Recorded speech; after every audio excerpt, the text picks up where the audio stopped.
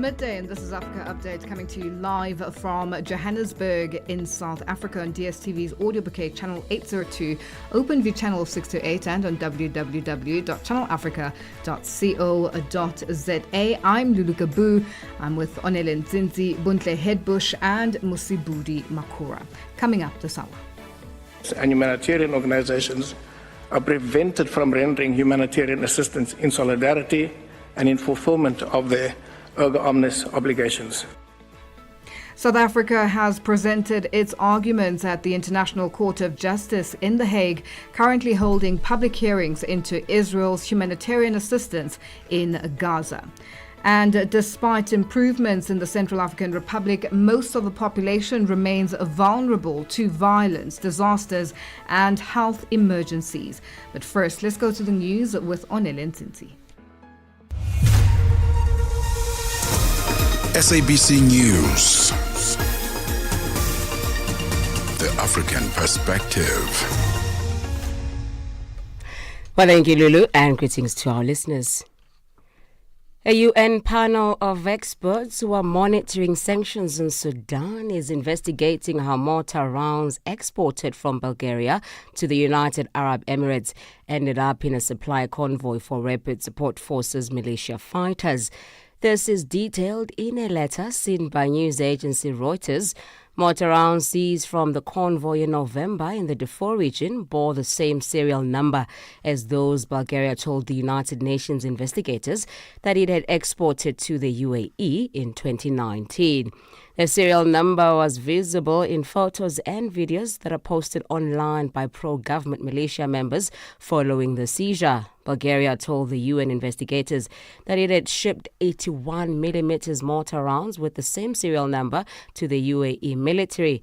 The latter has previously denied repeated accusations that it is fueling conflicts by arming RSFs in its war against the Sudan army. 11 people accused of stealing over $1.3 million of South Africa's Social Security grant are back in court to apply for bail. The accused, who include employees of the Social Security Agency, face more than 1,000 counts of cybercrime, fraud and theft. It is alleged they created fake profiles and committed identity fraud in order to withdraw funds from SASSA pay points. Buseletso Mokwena reports.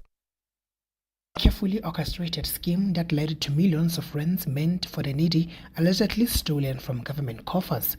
It's alleged that the accused created fake profiles and committed identity fraud in order to withdraw funds from SASSA pay points.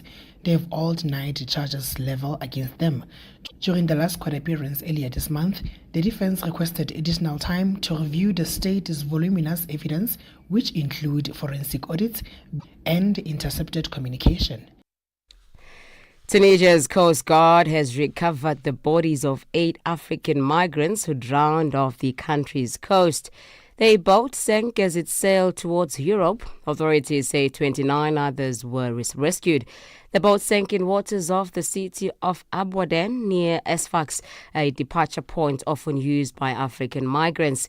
Tunisia is grappling with an unprecedented migration crisis and has replaced Libya as a major departure point for both Tunisians and others in Africa who are seeking a better life in Europe. Police in northeast Nigeria say 26 civilians have been killed when their truck drove over a roadside bomb close to the border with Cameroon.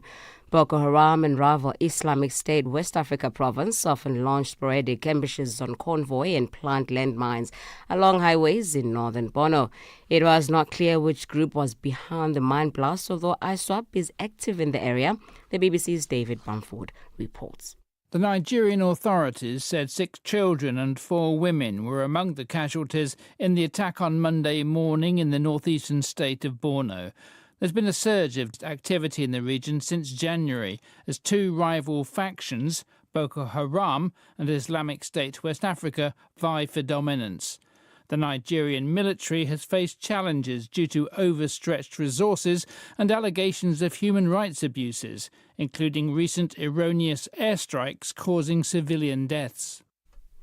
Lastly, 4 opposition lawmakers in Hong Kong who were jailed for contravening the Chinese territory's national security law have been released from prison. Claudia Moore, Jeremy Matt, Gary Fenn and Kwok Kaki were amongst 47 people prosecuted for subversion after they held a primary election in 2020 to select pro-democracy candidates for the Legislative Council. The BBC's Martin Yip. Journalists who waited outside of the precincts overnight saw cars leaving before dawn from a distance as police blocked them from getting close. Claudia Mo's husband, Philip Bowring, later confirmed the release of his wife at their doorstep, saying Ms. Mo was not in a position to speak. Another 41 activists are still behind bars. Some are waiting for appeal hearings against their conviction. Prosecutors are also appealing against the acquittal of one other. Channel Africa News, I'm Onele Ntsinzi.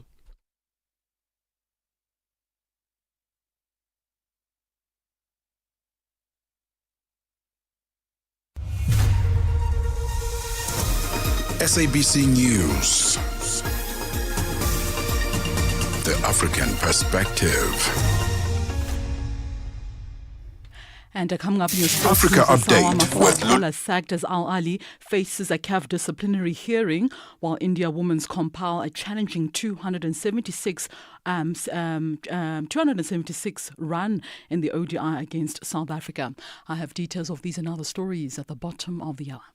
Africa Update with Lulu Kabu on Channel Africa.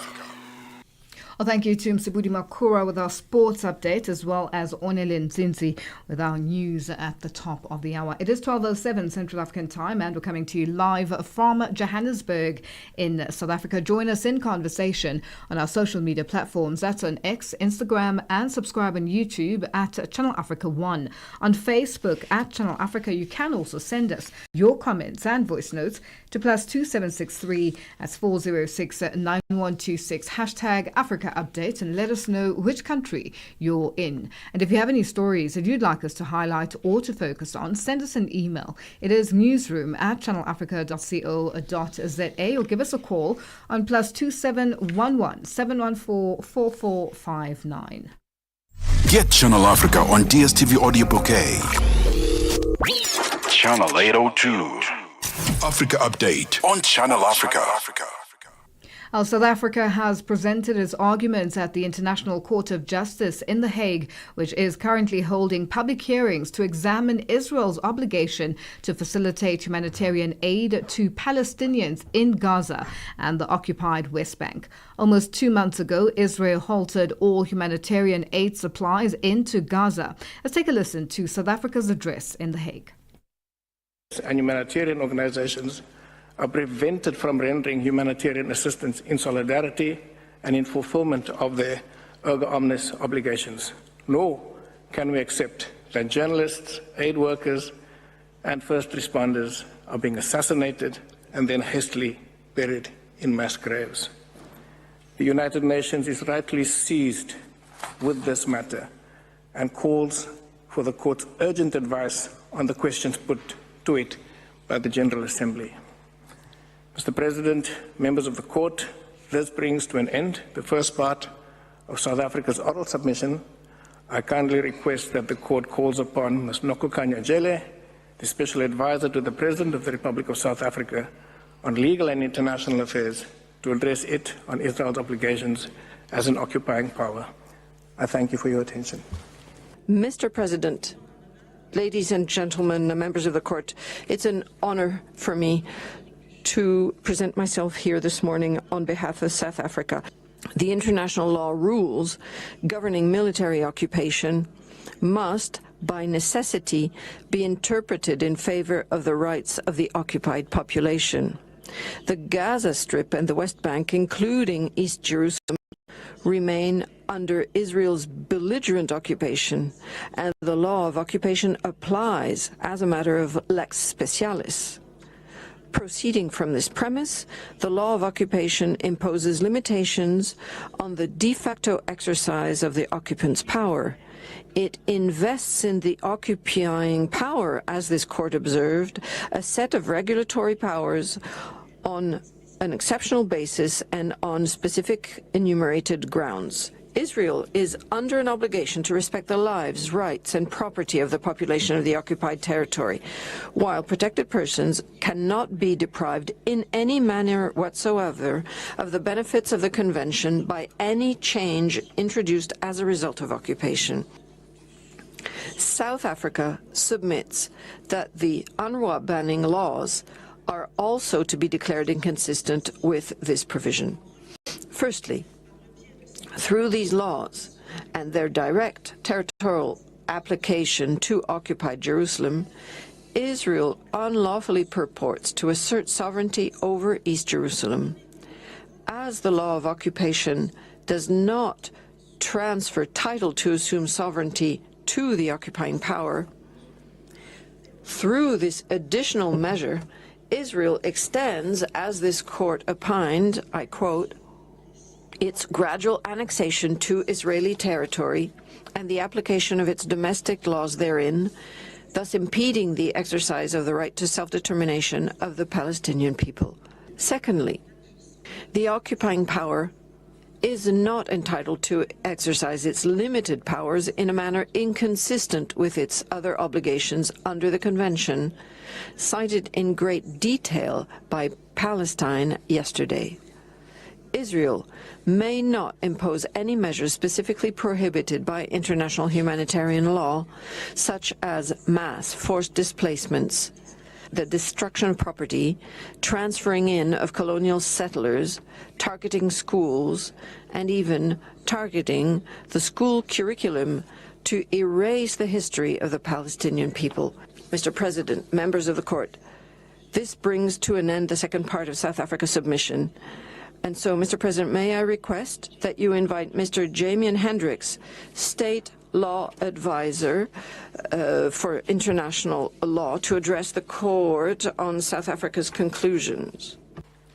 Mr. President, members of the court, it is an honor to appear before you on behalf of the Republic of South Africa. And that was South Africa's delegation presenting its argument at the International Court of Justice in The Hague. We are on Open Views Audio Bouquet. Channel 628. Africa Update with Lulu Gabu on Channel Africa. It is 12 after 12 Central African time, and we're coming to you live from Johannesburg in South Africa.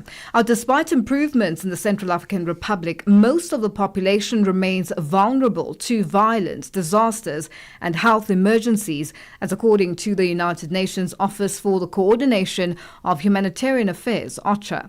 The country has faced years of instability, and OCHA reports that in 2025, 38% of the population is so vulnerable that humanitarian aid alone will not be sufficient to ensure their well-being.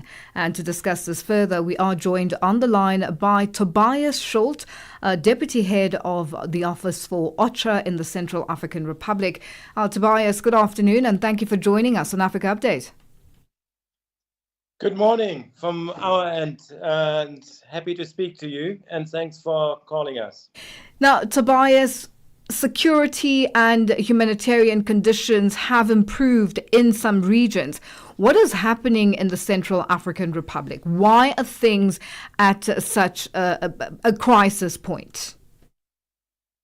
So there's several factors contributing to this, but I think also we need to highlight some good news. So over the weekend, we received some news that one of the armed groups is willing to participate in the peace process, and I think this will further contribute to some of the trends we have been seeing over the last years with a slight improve of the humanitarian situation. But drivers of the crisis, unfortunately, are still the war in Sudan, for example, with an influx of refugees in the northeastern part of the country, very high fuel prices, which then impacts the ability of the normal population to purchase food, access health services, and unfortunately also we face the consequences of climate change, where the water levels are further below, where there's longer trends of the transhumance when the herders are coming down to the more fertile land in the Central African Republic.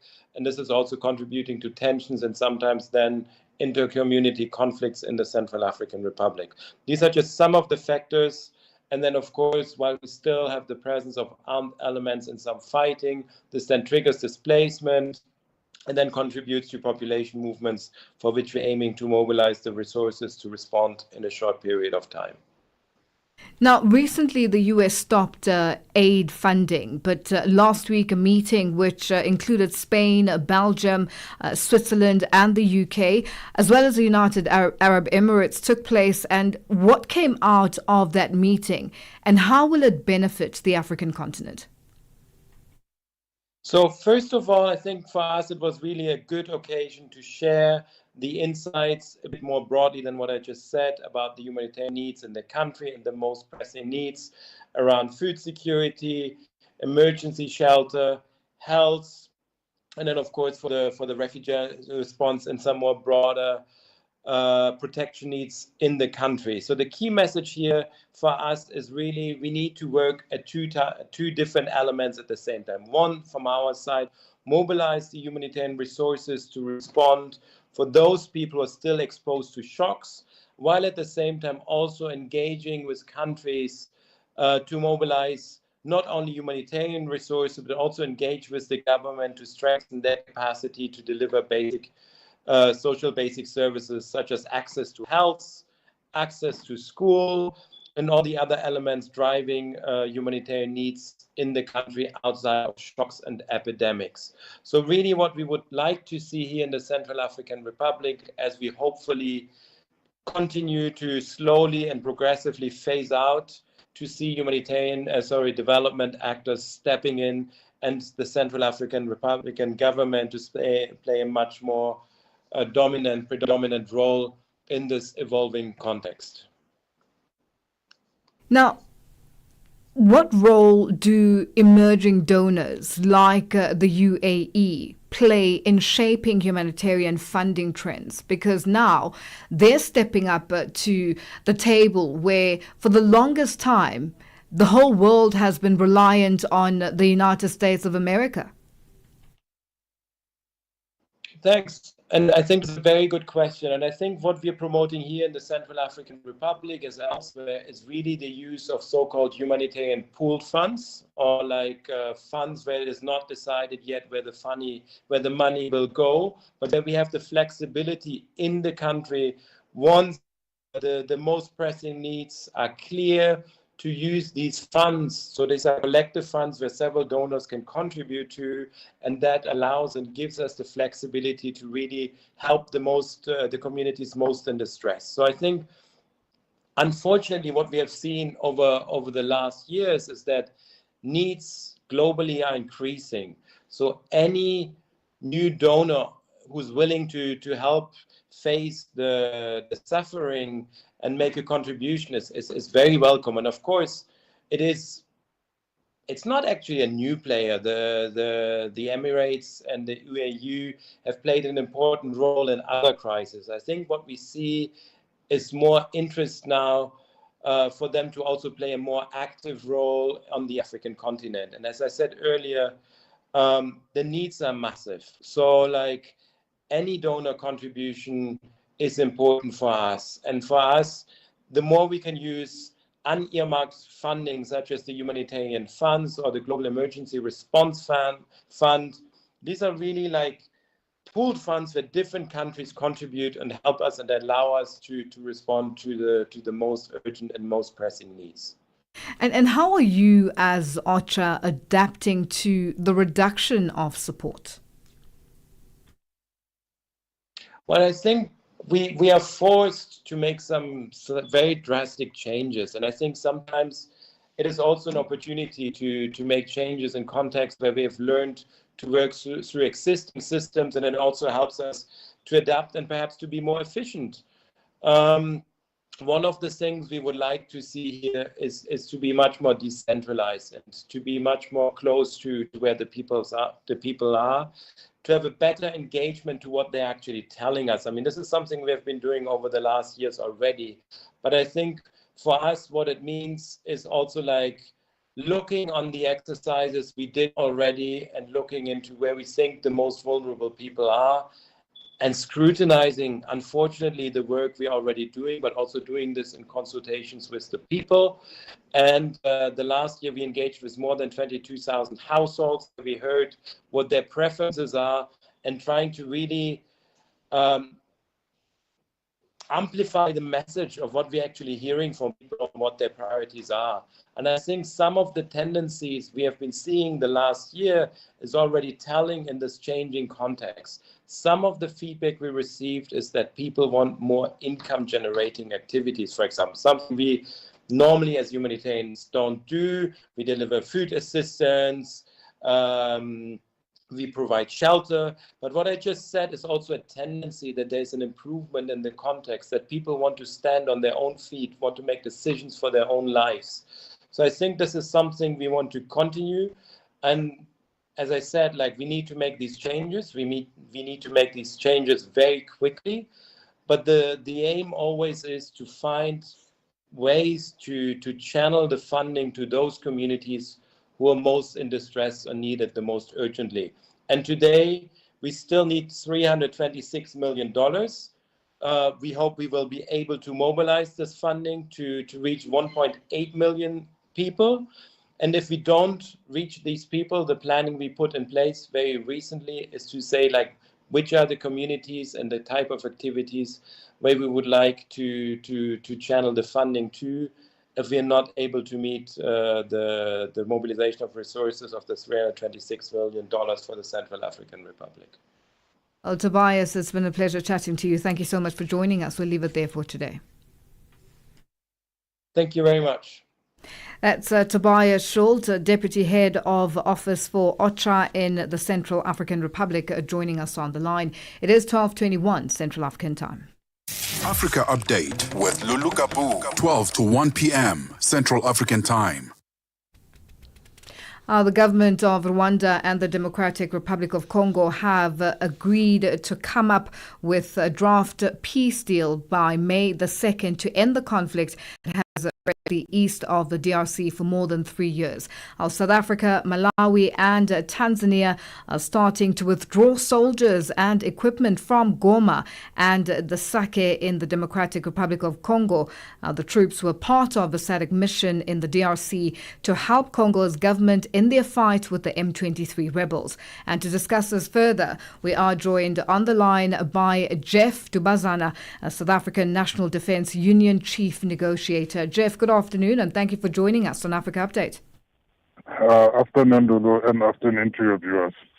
Now, what do you know about the withdrawal of the troops, and is there any word on how far the process is? Look, Lulu, from the onset, when that agreement was signed between the chiefs of the Samidir and the M23 and other rebel groups, we have said, Sandu, that the whole process is not going to be an easy one. In fact, when it was signed, our calculation was that it may even take, for instance, the whole year for it to be fully implemented. So yes, it's not going to be easy. There are still things. For instance, reparation of the Goma airport and other things that needs to be attended to before the actual, reparation withdrawal of our troops and their equipment back to home. Talk to us about some of these withdrawal procedures that you just mentioned briefly. Just go into a bit of more detail so we can have some sort of understanding and, how long of a process does it generally take with previous deployments? Does it take to, withdraw soldiers from certain regions or regions where there is a bit of conflict? Look, if one was to talk on the issue of the DRC itself, one needs to consider that when the M23 rebels, launched their attack, obviously there was damage to the Goma airport. One of the requirements of that agreement was that some working committee needs to be established to go and, physically determine the extent of the damage of the airport. And only then would then be, means made for it to be repaired. Remember, the issue here is a complicated one. Probably it would be easy if it was only soldiers that are supposed to be withdrawn. But then in this instance, it's supposed to be soldiers together with their military equipment. So that becomes an odorous process to be accomplished. In our calculation, we think it could even, the whole process last up until next year. So it is quite a long process. And have the families been informed of the process that is involved in, the withdrawal of the soldiers, whether it's South Africa, well, we're speaking towards the South African soldiers. Have the families been informed? Are they aware of the process that is involved? They are supposed to be aware, but not specifically regarding the details of this whole process. What would they be aware of is that there are moves to withdraw soldiers from the DRC, and I would believe that would be enough for the families. And what kind of situation are the soldiers who are currently still in the DRC, in the eastern part of the DRC? What is their status in terms of where they are and what's happening on the ground, especially with the M23 and the conflict that is there? Look, the situation is precarious, Lulu. Wouldn't want to lie. It's hard to be in the DRC today, especially at Sake and Goma. But our hope and faith is that there's this agreement that was raised and it's ongoing. And as a result, there hasn't been up until so far any casualties or any injured people reported arising out of the situation in the DRC, specifically in Goma and Sake. That we've seen that there's been talks and signing of documents, agreements with regards to peace in the Eastern DRC that would involve Rwanda's President Paul Kagame and the DRC's President Tshisekedi. What's your take on how this whole situation has been handled? We've heard your views before, but I'd like you to just go back to what your thoughts are and how this crisis has been handled and why it has taken so long for this situation to still be the way that it is. As you mentioned, it is precarious and it's a volatile era. Look, Lulu, we've said it from the onset that the deployment itself, especially our deployment, SNDF deployment to the DRC, according to Sandu, it was not well planned, Otherwise, we wouldn't be finding ourselves in the situation that we find ourselves today. would have dealt with the M23 as and when they started making, this attack. But simply because of it was not, well planned and coordinated, hence we now find ourselves in the situation that we are in. Now finding ourselves in this situation, our most, or rather urgent need that needs to be done is to have our members, soldiers, safely back at home together with their military equipment. And there's a lot that's been said with regards to how Africa needs to be able to solve its own issues. But in this instance, this has been a long-running crisis in the Eastern DRC, and it literally took the United States of America to step in and be asked for assistance. And there's now a peace deal that will be signed on the 2nd of May. What's your take on that? And how do you think African leaders should look and deal with crises such as the DRC and the eastern parts of the DRC and the finger pointing between Rwanda and the DRC? Look, Lulu, our belief is that if African leaders are saying African problems needs to be solved by African people, then they should put their money where their mouth is. You cannot, for instance, deal with the situation of Congo when militarily countries in Africa are not up to standard. How do you then handle a situation like Congo when you know that militarily you are weak? Well, Jeff, it's an irony. Yeah, no, and we have run out of time. We are going to have to leave it there for today, but thank you so much for joining us on Africa Update. Thanks, Ludo. It's Jeff Dubazana, South African National Defence Union Chief Negotiator, joining us on the line. It is 12:30, and our news headlines up next with Onele Nzinzi. SABC News. Headlines. The African Perspective. Thank you, Lulu.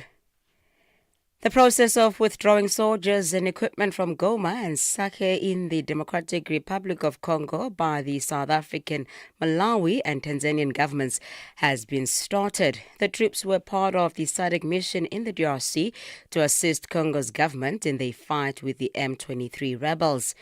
A UN panel of experts monitoring sanctions in Sudan is investigating how mortar rounds exported from Bulgaria to the United Arab Emirates ended up in a supply convoy for Rapid Support Forces militia fighters. And South Africa says the people of Gaza are under a complete siege from Israel. This morning, the International Court of Justice is hearing submissions from different countries. Channel Africa News, I'm Onele Nzinzi. SABC News. Headlines. The African Perspective. Oh, thank you, Onele, for that update. To say good afternoon to Msibudi Makura with our sports news. Sports on Channel Africa. The African Perspective. Thank you, Lulu. A very good afternoon from the sports desk. We'll start with this story. So, in an explosive turn of events following Al Ahly's elimination from the CAF Champions League, the Egyptian Giants are bracing for disciplinary action from the Confederation of African Football. So, moments after their match, frustrated Al Ahly fans directed their disappointment at head coach Marcel Koller, match officials, as well as players hurling water bottles in a chaotic scene that marked the aftermath of their loss to Mamelodi Sundowns at the Cairo International Stadium on Friday night. So as the players as well as match officials made their way to the exit tunnel, the Red Devil fans voiced their dissatisfaction. It echoed through the stands as fans expressed their heartbreak as well as anger aggressively. The Cairo fortress, once also charged with one hope and excitement, transformed into a vital mixture of discontent as well as frustration. The defeat was a hammer blow for Al Ahly, a club synonymous with success in African football.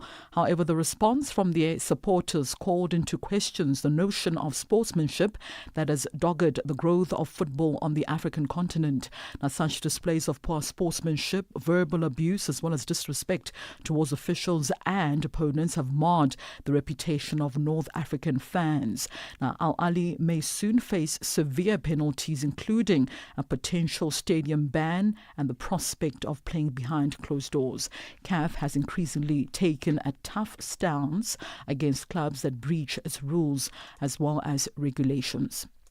We'll stay with football news. Egypt's national under-20 football team head coach Osama Nabia says they are ready to take on Sierra Leone in their second match of the ongoing under-20 Africa Cup of Nations tournament. Now, the coach has revealed that he spent the past 3 months analysing South Africa's team, Amajita, for the under-20 competition. Obviously, the Egyptian side having faced Amajita in their first match over the weekend, beating South Africa by 1-0. Speaking through an interpreter just after that match, the coach stopped short of saying this was one game they were targeting in the group. أنا طبعا فعلا أنا سعيد جدا في إن أنا بحصل على أول 3 نقاط من قدام فريق محترم وخصم شرس جدا وخصم عنيد جدا.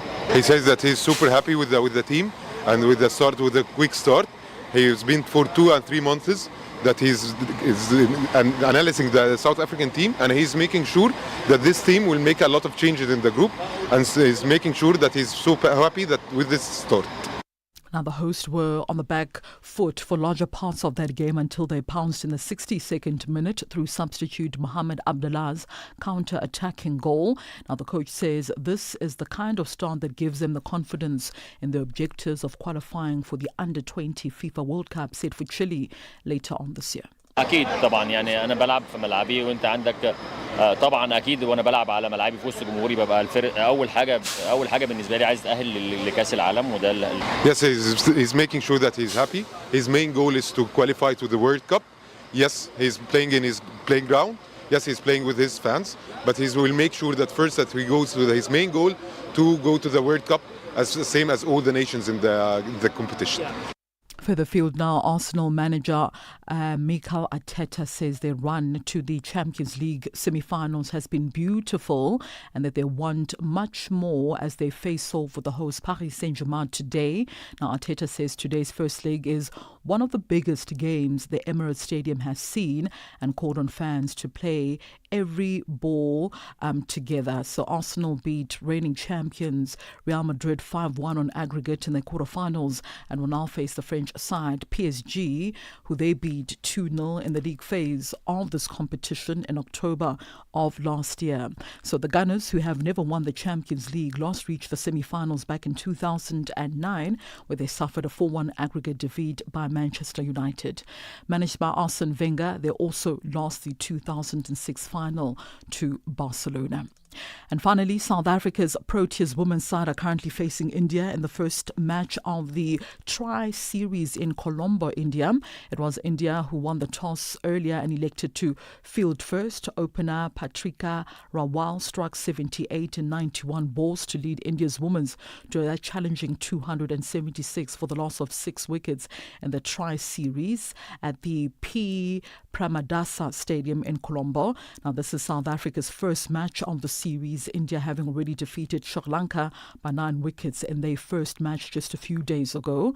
The South Africans were also quite sloppy in their field at times, dropping 3 catches, and they also didn't help their cause by bowling 13 wides. The most successful bowler for South Africa was Nonkululeko Mlaba, who got 2 wickets for 55 runs in her 10 overs as the bowler. Just currently looking at the score at the moment, South Africa on 151. This for the loss of 2 wickets of the 30.3 overs, still needing 126 runs from 19.3 overs to win this match. The current run rate is 4.9 runs per over. They need 6 runs per over to win this encounter against India. It's 12:37 p.m. Central African Time. That's a wrap of your sports news this hour. For any sports stories you'd like to share with us, our email address is newsroom@channelafrica.co.za or give us a call +27 11714 4459. For Channel Africa Sport, I am Musibudi Makura. Sports on Channel Africa. The African Perspective. Você é fluente em português? É apaixonado por rádio e quer trabalhar na África do Sul? Você tem documentos que o qualificam para trabalhar na África do Sul? Nesse caso, podemos ter uma oportunidade para você trabalhar no Canal África. Envie seu currículo e demonstração para Canal África @ newsroom@channelafrica.co.za. Lembre-se, se você não receber alguma resposta nossa em 14 dias, isso significa que você não foi selecionado. Canal África, a perspectiva africana. Africa Update on Channel Africa. Well, thank you, Msabudi, for that sports update. And we say good afternoon to Buntle Headbush with our business news. Business news on Channel Africa. The African Perspective. Thanks, Lulu. Afternoon. South Africa's Minister of Energy and Electricity, Dr. Kgosientsho Ramokgopa, has embarked on a working visit to Botswana yesterday, where he held discussions with his counterpart, Bogolo Kenewendo. The visit was aimed at strengthening the two countries' strategic partnership in the energy and electricity sectors. Among other things, discussions included potential collaborations on new electricity generation and supply, as well as enhancing interconnectivity. The head of communications and stakeholder relations at South Africa's Ministry of Energy and Electricity, Tsakani Kambane, explains. The visit aims to strengthen the two nations' strategic partnership in the energy and electricity sectors. The ministers had the opportunity to discuss potential collaborations on new energy generation and supply, as well as enhancing interconnectivity and aligning policies to improve efficiency and synergies in our energy systems. Independent economist Duma Qubule has called the South African National Treasury an incompetent institution.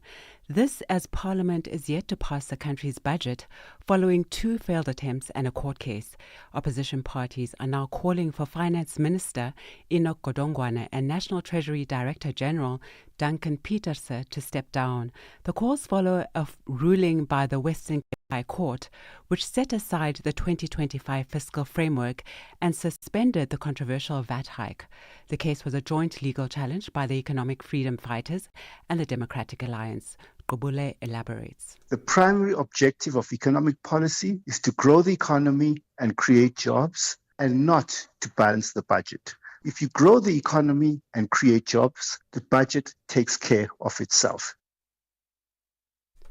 Small Business Development Minister Stella Ndabeni says the ocean's economy is South Africa's next gold mine, and it's important that everyone, including those in the townships and villages, benefit from it. She was speaking at the first provincial G20 launch taking place in Gqeberha in the Eastern Cape province over the next 2 days.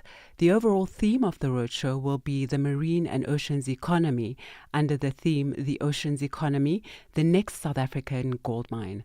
This will be the first leg of the event, focusing on issues of the marine and oceans economy. We've got a group of cooperatives from Gqeberha and other surrounding areas who have been given fishing rights, and we're trying to assist them because most of them, they will complain that they don't have infrastructure. They are forced to go and fish, but they don't have access to market. As a result, they're being exploited.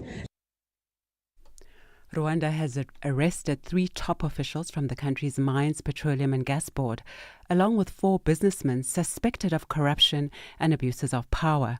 According to Rwanda's Investigation Bureau, the trio, Augustin Rwomushana, John Kanyangira and Richard Niyongabo, were being jailed in the capital, Kigali, without giving a date for their arrests. It's unclear whether the officials are linked to the illicit traffic in minerals from the resource-rich Eastern Democratic Republic of Congo, where Rwanda is accused of backing M23 rebels to siphon off its neighbors' minerals.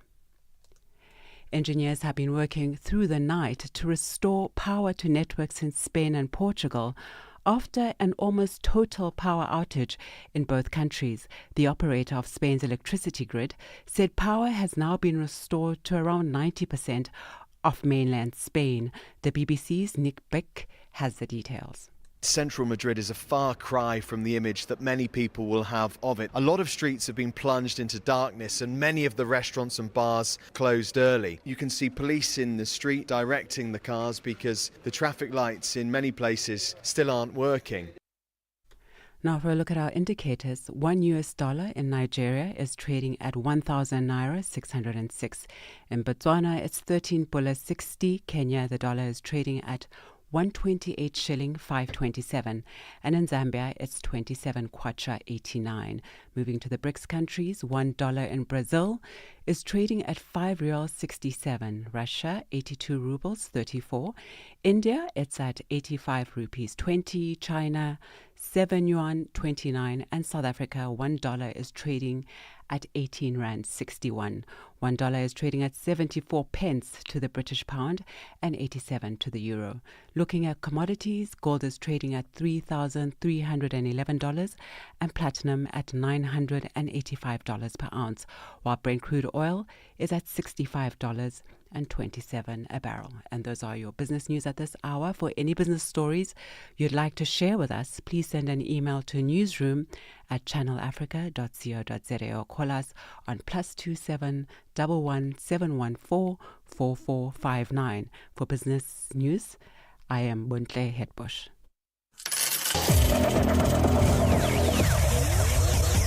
Business news on Channel Africa. The African perspective. Africa Update with Lulu Kabu on Channel Africa. Well, thank you, Buntle, for that update. It is 12:44 Central African time, and we're coming to you live from Johannesburg in South Africa. At least 26 people were killed and 3 others injured on Monday after 2 vehicles struck an improvised explosive device in Nigeria's Borno state, according to residents and a security memo. The incident occurred on the road between Ran and Gamboru Ngala in a region plagued by Islamist insurgents. An internal memo from the International Safety Organization confirmed the deaths, stating the vehicles hit the IED while in transit. And to speak to us about this, we are joined on the line by our correspondent in Nigeria, Jonathan James Liam-Gon. Jonathan, good afternoon, and thank you for joining us on Africa Update.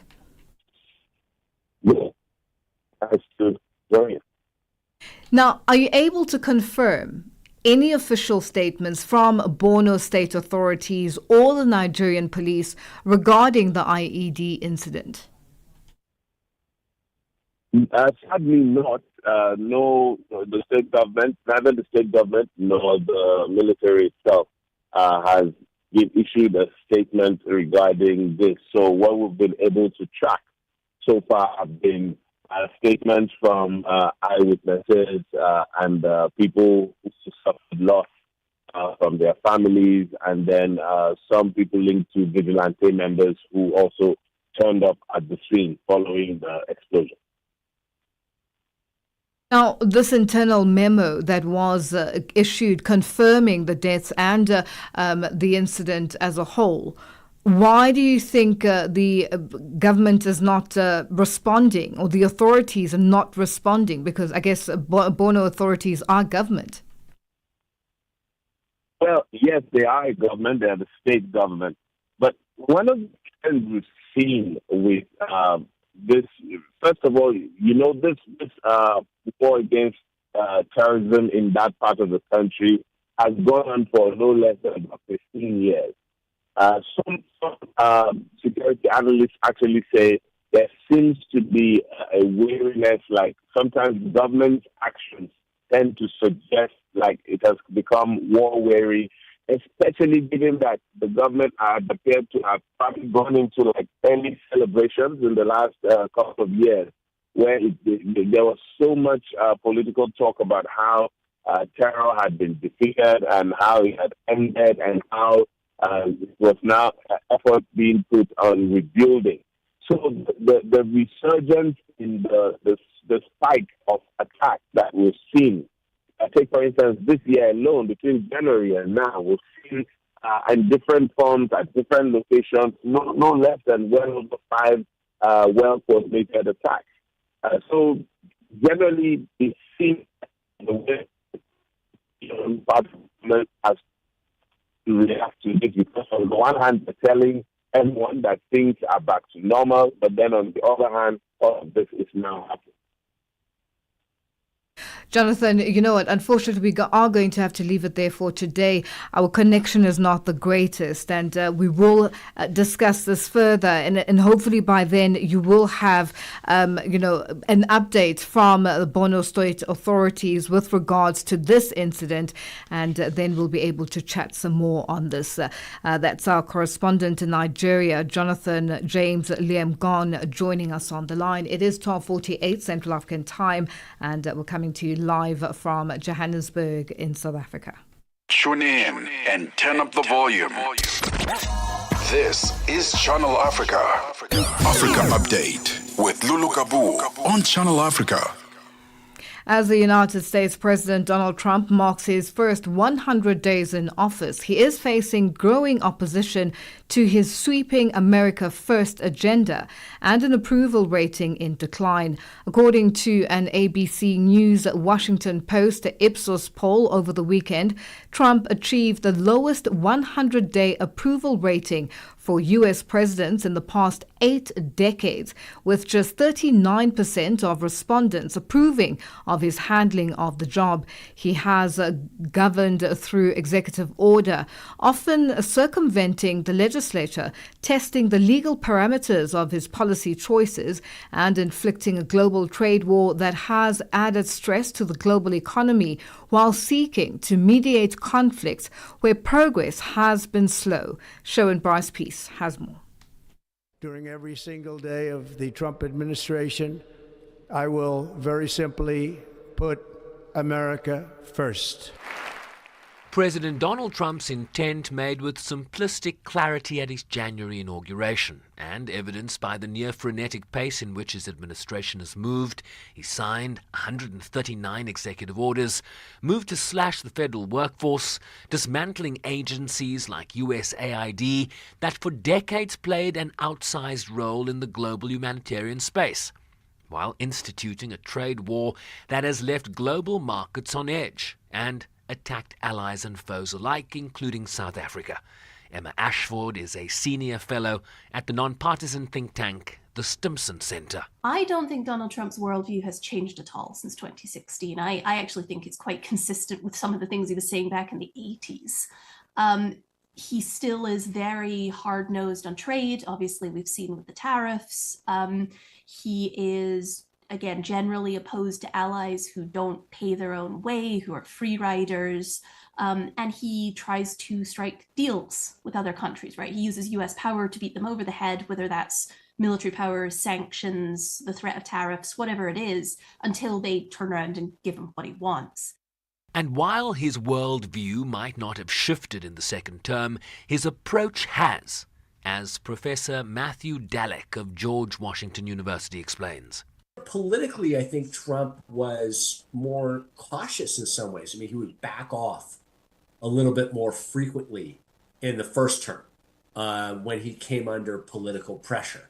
We saw a little bit of that when he put a 90-day pause on these recent tariffs. But, I think that they're more emboldened, more extreme, more determined to enact the agenda that they had long wanted to enact. A new poll from ABC News, The Washington Post, and Ipsos finds that just 39% of respondents approve of Trump's handling of his job, down 6 percentage points since February, while 55% disapprove. According to the pollster, the previous low for a president at the 100-day mark, dating back to 1945, was Trump at the 100-day mark in 2017, when he achieved a 42% approval rating. Associate Dean at New York University's Center for Global Affairs, Carolyn Kisan. In these 100 days, a lot of what would have been considered unthinkable is transpiring. And I think that I see a number of threats against the democracy that I think many people have believed to be secure, foundational, solid, that those cracks, and some of those existed before Trump came into office, but he's been able to sort of go into those cracks and widen those cracks in a way that I think is a larger threat to the democracy that the United States has known and that the world has depended on. Protests against the administration and his key advisor Elon Musk's Department of Government Efficiency have swept across the country, while the Republican-controlled Congress has avoided any confrontations with the executive despite their oversight role. That has left the federal courts to step in as a check on Trump's power. I think there's a general feeling, though, that the opposition has to do more, that marches are not enough, and that marchers will, sure, they get attention the day of, but what kind of actual change do they bring about? And so if you think about sort of movements for change, it has to be very consistent and has to be really focused. I don't know if we have seen clearly yet what that opposition is or will be. True to his word, he has cracked down on illegal immigration, with illegal crossings at the US-Mexico border falling to its lowest levels in March, as Danielle Pletka of the American Enterprise Institute explains. To watch how he has managed to close down illegal border crossings over his first not even 100 days. Indeed, this happened in the first month, that you saw that from tens of thousands of people crossing every day, you were down to the single or double digits of people trying to cross the border illegally. That told us something very important. It told us that with will, it could be done. President Trump has also withdrawn the United States from the Paris Climate Change Agreement, the World Health Organization, and the UN Human Rights Council, preferring a unilateral approach to the consensus-driven ideals of multilateralism. His second term started with some momentum on ending the war in Gaza, only later to see the ceasefire deal between Israel and Hamas collapse. His unilateralism is also evident in how his administration is playing a mediation role in the Russia-Ukraine war, where frustration at the slow pace towards a ceasefire is beginning to emerge, and how it has implemented its trade policy with nations around the world. 100 days and counting, with 1,361 more days to come in his second term. I'm Shervin Bryce Pease in New York. Zilipendwa na I am Henry Shekif. Baiter, mambo vipi? Poa. Mwaka 2025 mpaka hivi sasa ukoje kwa upande wako mzee baba? Kabisa, kwa sababu tumejiandaa vizuri. Kama mwaka jana tumefunga vizuri na Septemba, mwaka huu tumefungua vizuri na hatari sana. Mzee umejipanga, utaki kutupumzisha? Maana mwanzo alikuwa analalamika sana, you spend long time without releasing songs, blah blah. Now I need to back to back. Platform, mambo vipi? Mambo poa kabisa, wanasemaje huko Esel? Yaani huku kuna shangwe, yaani la kufa mtu, sikwambie mtu babu. Hii ni mara yangu ya kwanza pia kusikika kwa pande hizo za South Africa. Karibu sana, unajisikiaje? Kwa hiyo na furaha kubwa sana kwa sababu ni mara yangu ya kwanza, na I hope watu watakuwa wananisikiliza, watu wengi pia. Ili uweze kuvuka nje, watu waweze kukufahamu, tuseme West hivi na nchi tofauti, ni lazima pia uanze kufanya vizuri hapa nyumbani, then uvuke East Africa. After East Africa, Zilipendwa hapa kwenye Channel Africa, taswira ya Afrika. Africa Update with Lulu Kabu on Channel Africa. Well, it is that time of the day where we say hello and happy Tuesday to the Upside team with Tebogo Lokoleni joining me. How are you today? I'm fantastic. Happy Tuesday to you. Yeah, thank you. So we'll be talking today about a topic that I'm not very familiar with. Mm-hmm. Cosmetics and cosmeceuticals. Oh. I didn't even know there was such a thing as cosmeceuticals. Okay. So today I'll be learning a thing or two, Mm-hmm. all right, the differences between the two. Because when you look at the one that just makes you look good on the outside, you know, the makeup, then you've got the cosmeceuticals, if I'm not mistaken, the one that makes your skin look good. Mm-hmm. That speaks to the internal, your habits, your diet, and all those things. Yes. And so I'm very very interested in today's topic because as a man, I'll speak for myself. Mhm. I just wash my face, put on Vaseline, and then I'm good to go. Okay. But apparently there's extra things you must do. You must exfoliate. You must... I'm not familiar with those things. All I'm right. You're going to learn something I'm going to today. learn a thing Yeah. or two. Mhm. And then we all know that stress can leave us feeling drained, but did you know it's also quietly aging your skin? It's called inflammaging. Right? A slow, invisible process triggered by chronic low-grade inflammation. How can we fight it? We find out what it is and how we can go about fighting it in changing our lifestyles, what we're eating, and so on and so forth. And then we get into conversation with an author, Mia Arden. Her new book, a novel, it's called 1,000 Eyes on You. It's a cosmic tale of love, loss, and indigenous magic. Wow. Which I'm still trying to wrap my head around what that means. All right. But we'll find out from We'll the author find herself. out. But Definitely. that's all coming up, and a lot of banter between myself and Nompumelelo. Great stuff. That's coming up at the top of the hour on The Upside with Nompumelelo Ngubeni and Teboho Likuleni. For myself, Lulu Gabu, and the Africa Update team, that's our producer, Tracy Bumgard, our technical operator, Katu Madava, and social media, Elaine Bengani. Thank you for joining us, and let's do this again tomorrow. Continue with us on our socials. Bye-bye.